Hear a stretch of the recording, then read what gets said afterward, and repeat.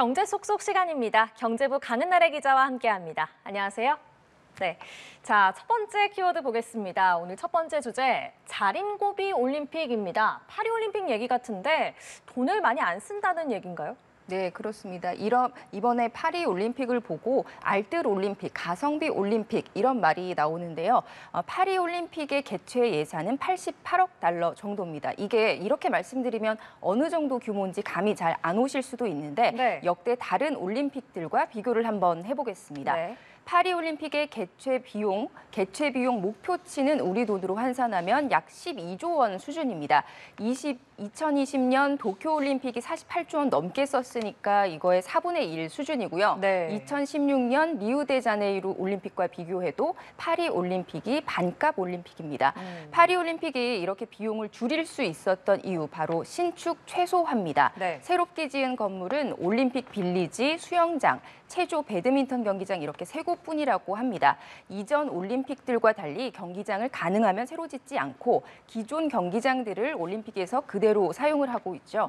또 에펠탑 옆에 비치발리볼 경기를 하고 또 베르사유 정원에서 승마 경기를 여는 식으로 랜드마크도 잘 활용을 해서 문화도 알리고 돈도 아끼는 두 마리 토끼 잡기 아이디어를 썼습니다. 네. 사실 자린고비라는 말까지 나오는 이유는요. 선수들의 편의를 위한 비용까지 좀 과하게 아낀 게 아니냐 이런 시각에서인데요.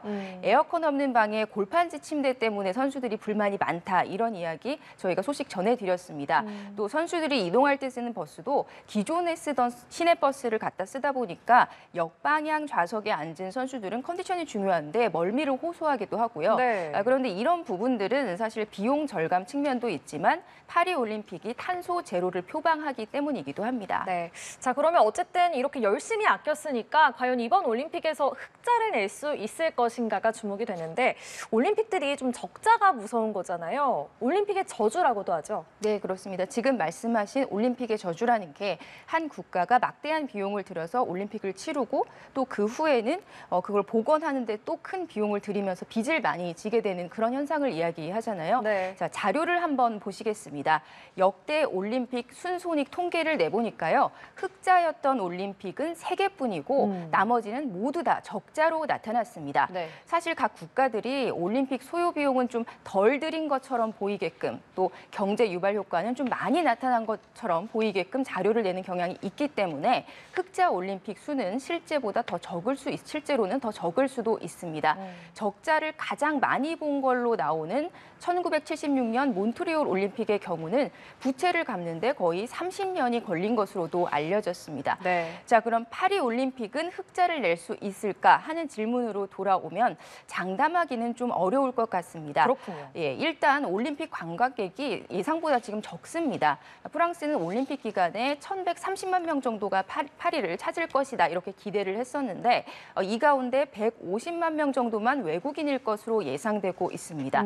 외국인이 방문을 해야 돈을 쓰는데 나머지 85% 정도가 프랑스인 내국인이라는 소리거든요. 네. 실제로 항공사들도 손실을 예상하고 있습니다. 프랑스 국적의 에어프랑스는 올여름 파리 여행 수요가 부진한 탓에 3분기 매출이 우리 돈으로 환산하면 2,250억 원 정도 손실을 예상한다고 발표를 했고요. 또 미국의 최대 항공사죠. 델타 항공도 프랑스 여행객이 감소해서 1,380억 원 이상 손실을 예상하고 있습니다. 네, 보통 스포츠 관광이라고 하잖아요. 큰 스포츠 행사가 열리는 곳에서 경기도 보고 또 여행도 하고 이런 관광객들이 많을 것 같은데 왜 이렇게 방문자가 적은 겁니까? 네, 요즘에 어떤 현상의 이유를 찾으면 다 이유가 거의 물가인데요. 이것도 사실 고물가 영향이 좀 큰 걸로 보입니다. 네. 안 그래도 세계적으로 고물가가 지속 중인데 올림픽 영향으로 물가가 더 올랐습니다.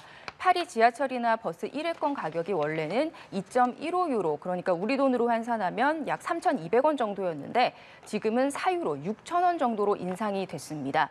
또 유럽에는 도시세라는 것도 있는데요. 이게 숙박세나 체류세 이런 말로 번역이 되는데 호텔 숙박료에서 얼마 정도를 세금으로 가져가는 겁니다. 파리 삼성급 호텔을 기준으로 지난해까지 1박당 우리 돈으로 2,800원 정도였는데요. 올해는 7,800원으로 2.8배나 올랐습니다. 네. 또 요즘에는 안티 투어리즘이라고 해서 외국인 관광객을 기피하는 현상이 세계 곳곳에서 또 확산하고 있거든요. 네, 그러고 보면은 개막 전날에 파리에서 올림픽 반대 시위도 열렸던 그 기억이 납니다. 그때 올림픽 때문에 시민 자유가 제한된다, 그리고 사회 경제적 비용이 너무 많이 든다, 이런 비판이 있었던 것 같아요. 네, 맞습니다. 개최지인 프랑스 파리에서 주민들 일부가 올림픽에 대해서 그런 반감을 가지고 있고 그런 부분을 또 사회적으로 표출을 하다 보니까 아무래도 이런 부분도 관광객들이 파리를 찾는데 좀 줄어드는데 영향을 미쳤을 것으로 보이고요. 또 최근에는 관광객들도 빅 이벤트로 붐비는 도시 방문을 좀 깊이는 경향이 있다고 여행업계 관계자들이 이야기를 합니다. 물가도 비싸고 테러 같은 안전 위험도 있어서인데요. 여행 플랫폼 인터파크 트리플의 자료를 보면 올 여름 올림픽 기간 파리 여행 계획이 있는 사람이 지난해보다 오히려 14%포인트 줄었습니다. 네. 유럽 여행을 가더라도 파리는 안 간다는 겁니다. 파리 호텔들이 올림픽을 앞두고 숙박비를 지난해 같은 기간보다 최대 70%까지 올렸었는데 지금 공실이 넘쳐나서 다시 줄줄이 요금을 내리고 있다고 합니다. 그렇군요. 파리를 가볼까 생각하다가도 또 올림픽 때문에 너무 붐비고 비쌀 것 같다, 이런 이유에 좀 망설이게 된다는 건데, 종합해보면 파리올림픽이 비용을 많이 줄이긴 했지만 외국인 관광객 유치에는 좀 기대보다 못 미치면서 흑자가 어려울 수 있다, 이런 얘기군요. 네, 그렇습니다. 또 올림픽 예산에 올림픽을 준비하는 환경 비용 같은 거는 또 포함이 되지 않거든요. 프랑스 정부가 생강을 정화하는 데만 우리 돈으로 2조 원이 넘게 든 걸로 알려졌습니다. 올림픽을 앞두고 또 지하철도 연장을 했는데 여기도 비용이 들어갔고요.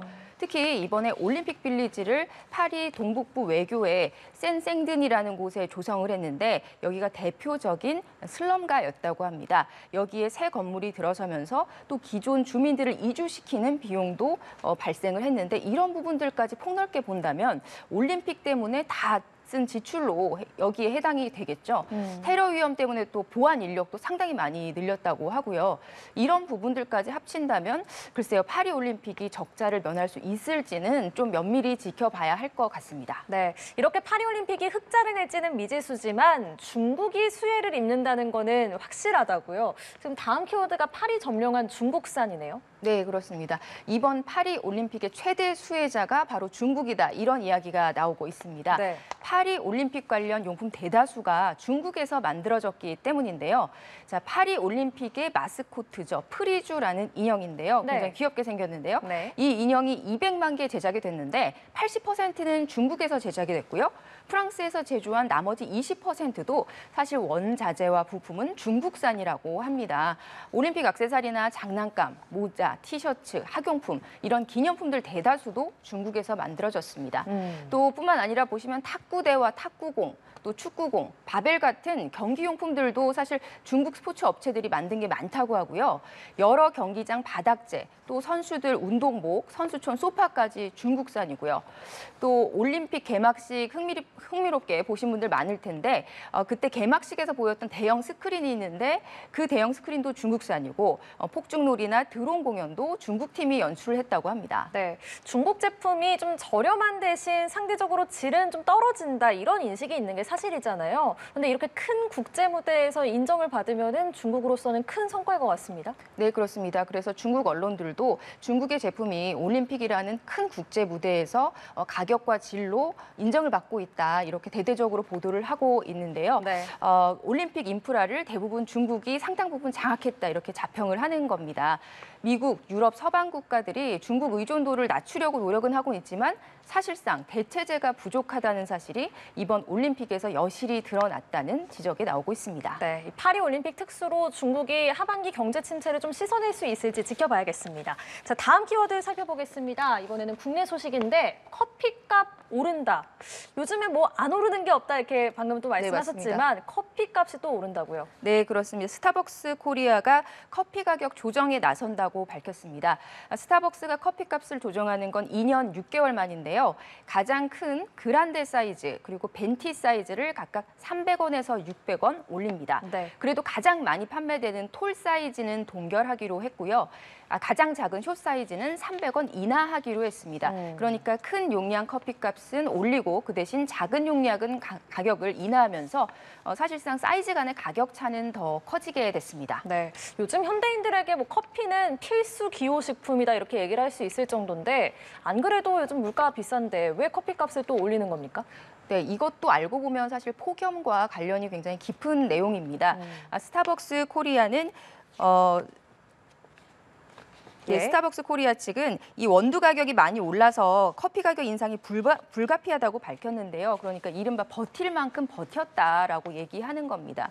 국제 커피 원두 가격 추이를 한번 보시겠습니다. 인스턴트 커피에 사용되는 로부스타 원두의 경우 지난달 1톤당 가격이 50% 넘게 급등했습니다.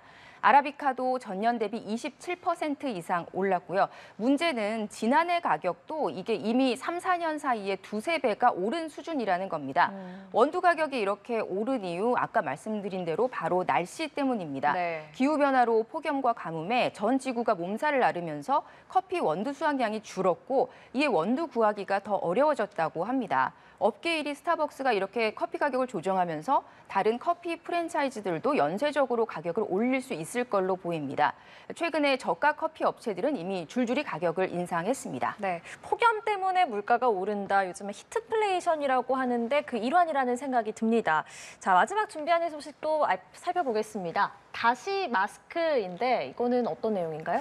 네, 최근에 지하철 타보면 콜록콜록 기침하시는 분들 좀 볼 수 있고요. 코로나19 이후로 마스크 안 쓰셨던 분들이 많았는데 최근에 다시 마스크 쓰시는 분들이 좀 늘고 있습니다.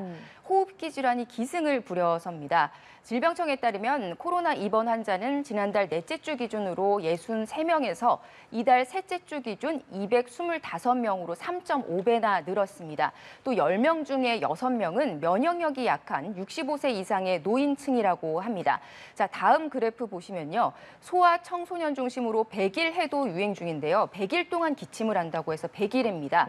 지난달 말만 해도 1,600명 수준이었는데 이달 셋째 주 기준으로 13,000명 넘게 100일의 환자 신고가 늘었습니다. 네. 올 들어서 지금까지 발생한 100일의 환자 수가 지난해 전체 환자 수의 20배가 넘는 규모입니다.